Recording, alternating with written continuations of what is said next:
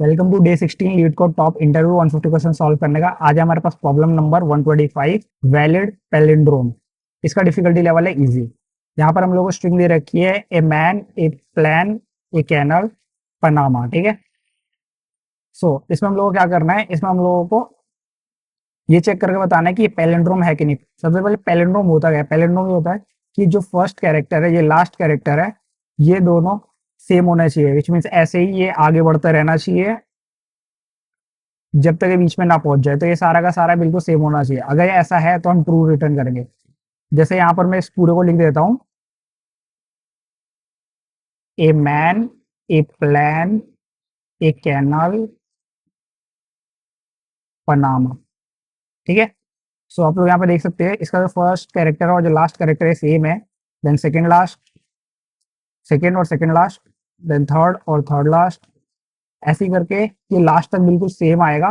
तो ये हमारा पैलिंड्रोम होगा, वरना नहीं होगा। ये पैलिंड्रोम है। यहाँ पर हम लोगों को दे रखा है ट्रू। ठीक है।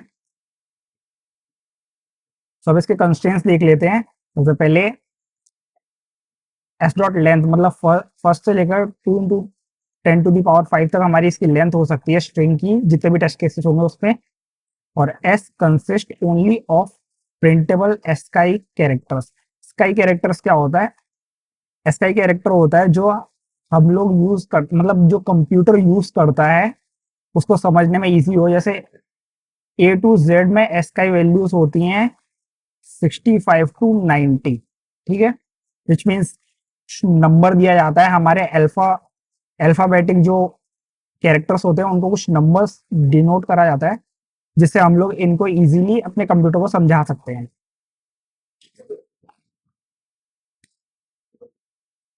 इस क्वेश्चन में पैटर्न कौन सा यूज हो रहा है? इस क्वेश्चन में हम 2 पॉइंटर्स का यूज करेंगे और टेक्निक यूज करेंगे हम लोग बाई डायरेक्शनल ट्राइवर्सल। मतलब बाई डायरेक्शनल ट्राइवर्सल में क्या होगा, हम लोग इधर से भी ट्राइवर्स करेंगे और यहाँ से भी ट्राइवर्स करेंगे। हम दोनों साइड से ट्राइवर्स करेंगे। ठीक है। इसके साथ अप्रोच हम लोग यूज करेंगे skip, invalid character and compare. Invalid character जैसे कि ये हो गए, ये सिंबल्स की हमको जरूरत नहीं है। ये हो गए कॉमर्स, इनकी भी जरूरत नहीं है। और साथ में यहाँ पर ये स्पेसेस हो गए, ये भी, इनकी भी हमको कोई जरूरत नहीं। इनको स्किप करेंगे और कंपेयर करेंगे हमारे कैरेक्टर्स को, जैसे last character and first character. ठीक है। और इसकी टाइम कॉम्प्लेक्सिटी होगी हमारे एल्गोरिथम की ON, स्पेस कॉम्प्लेक्सिटी होगी O1। ठीक है। Let's understand the solution. हम लोगों को जो स्ट्रिंग दे रखा है ये वाला, इसको मैंने यहाँ पे ब्रेक करके, मतलब इसके अंदर के स्पेसेस और ये इनवैलिड कैरेक्टर, इन सबको हटा के यहाँ पर मैंने इसको लिख लिया है। और इसको हम लोग ट्रैवर्स करने के लिए सबसे पहले आई पॉइंटर हमारा स्टार्ट पे रखेंगे, 0 से स्टार्ट करेंगे आई पॉइंटर को, और जे पॉइंटर को हम लोग लास्ट पे रखेंगे। एस डॉट लेंथ -1, यहाँ पर हमारा जे होगा। जैसे हम लोग आगे बढ़ते जाएंगे, हमारा अगर ये दोनों बिल्कुल सेम है, ठीक है, हम लोग आई पॉइंटर को भी आगे बढ़ाएंगे, नेक्स्ट पे पॉइंट करेंगे, और जे पॉइंटर को भी आगे बढ़ाएंगे, माइनस माइनस करके नेक्स्ट पे पॉइंट करेंगे। ठीक है। ऐसे करके हम लोग ये पूरा का पूरा जो स्ट्रिंग है इसको ट्रैवर्स करेंगे 1 बाय 1। जैसे ये 20 तक पहुंच जाएगा और पूरा हमारा ये जो स्ट्रिंग है ये ट्रैवर्स हो जाएगा, तो while I less than equal to J, मतलब आई जो है वो जे तक पहुंच जाएगा, तो हमारा ये जो हम लोग का लूप है इसको हम लोग यहाँ पे ब्रेक कर देंगे। ठीक है। यही बेसिक आइडिया है इस प्रॉब्लम को सॉल्व करने का। यहाँ पर मैंने इफ एल्स कंडीशन लिख रखी है इस प्रॉब्लम को सॉल्व करने के लिए।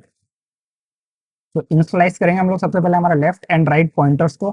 हम लोगों ने यहाँ पे इनिशियलाइज करा था, लेफ्ट पॉइंटर हमारा 0 से स्टार्ट होगा, 0 इंडेक्स से, और राइट पॉइंटर जो है हमारा n-1 पे पॉइंट करेगा और यहाँ से स्टार्ट होगा। ठीक है। इसके बाद हम लोग देखेंगे वाइल आई लेस देन जे। ठीक है। जब तक आई लेस देन जे रहेगा तो हम लोग चेक करेंगे if I not equal to alpha numeric. अगर अल्फा न्यूमेरिक नहीं है आई हमारा, तो हम लोग मूव कर देंगे आई प्लस प्लस करके। विच मीन्स हमारा जो हम लोग यहाँ से स्टार्ट करेंगे, अगर इसके बीच में ये अल्फा न्यूमेरिक आया, मतलब ये कैरेक्टर है,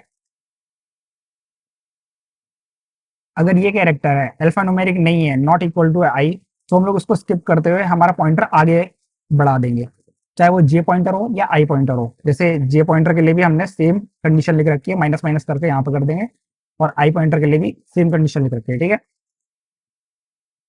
ये होने के बाद एल्स हमारा जो लोअर केस आई है वो not equal to lower case J है, तो हम लोग रिटर्न फॉल्स कर देंगे,